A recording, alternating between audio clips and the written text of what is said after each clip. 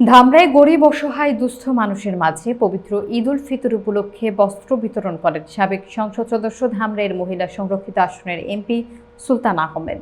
বিস্তারিত দেখুন মাসুদ রানার প্রতিবেদনে।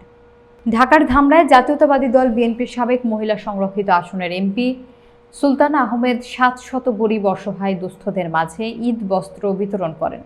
এই অনুষ্ঠানে সুলতানা আহমেদ সহ পৌর যুবদল নেতা সেলিম সজীব এবং সোহাগ সহ ঢাকা মহানগরের মহিলা সম্পাদিকা শারীন আহমেদ সহ যুবদল, ছাত্রদল এবং বিএনপির অঙ্গ সংগঠনের নেতৃবৃন্দরা উপস্থিত ছিলেন। এ সময় তিনি বলেন, প্রত্যেক বছর আমি ঈদ উল আজহা সহ গরিব অসহায় এবং দুস্থদের মাঝে যতটুকু সম্ভব তাদেরকে সহায়তা প্রদান করার চেষ্টা করি। তিনি আরো বলেন, বিগত 17 বছর আমি অনেক হামলা মামলার শিকার হয়েছি, তারপরেও অসহায় মানুষের পাশে থেকে কল্যাণমূলক কাজ করার চেষ্টা করেছে। ভবিষ্যতেও করব। যদি জাতীয়তাবাদী দল বিএনপি আমাকে যোগ্য মনে করে তাহলে আগামী সংসদ নির্বাচনে বিএনপি থেকে আমি মনোনয়ন প্রত্যাশী। সবাই আমার জন্য দোয়া করবে। ধামরাইবাসীর কাছে আমার এই প্রত্যাশা।